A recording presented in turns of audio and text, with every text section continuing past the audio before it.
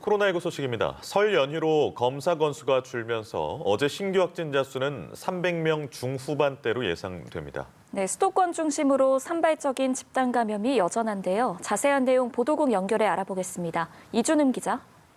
네, 방역당국과 지방자치단체가 어젯밤 9시까지 중간 집계한 국내 코로나19 신규 확진자 수는 326명입니다. 그제 같은 시간에 집계된 303명보다 23명 많습니다. 지난 11일부터 확진자 수가 설 이전보다 100명 가까이 줄었는데 연이어서 검사 건수가 감소한 영향으로 보입니다. 지역별로 보면 수도권이 263명, 비수도권이 63명입니다.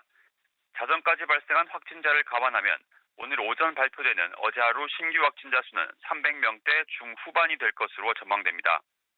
최근 일주일간 발생한 신규 확진자는 하루 평균 376명꼴입니다. 코로나19 확진자를 지역별로 보면 수도권 발생이 80%가량을 차지했지만 여전히 전국에서 산발적인 감염이 잇따르고 있습니다. 울산에선 앞서 양성 판정을 받은 대형 사업장 직원의 직장 동료 등 4명이 추가로 확진됐고 부산에선 요양원, 요양시설 등을 중심으로 확진자가 추가로 나왔습니다. 이 밖에 대형병원, 가족 친척 모임, 직장 체육시설 등을 고리로 한 감염 사례도 꾸준히 나오고 있습니다.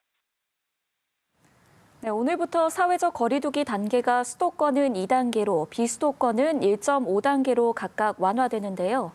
어떤 변화가 있는지 정리해 주시죠. 네, 일단 가장 큰 변화는 수도권에서도 밤 10시까지 술집과 카페 등을 이용할 수 있다는 겁니다. 기존보다 영업시간이 1시간 더 늘어났습니다. 수도권이 아닌 지역은 시간 제한 없이 운영할 수 있게 됐습니다. 거의 2달 동안 고강도 거리 두기에 따른 국민적 피로감과 자영업자 또 소상공인의 극심한 경제적 피해를 고려한 조치입니다.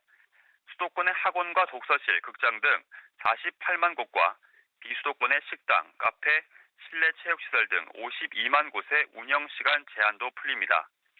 결혼식과 장례식 등 행사의 인원 제한도 완화돼 수도권은 100명, 비수도권은 500명 미만까지 참석이 가능합니다.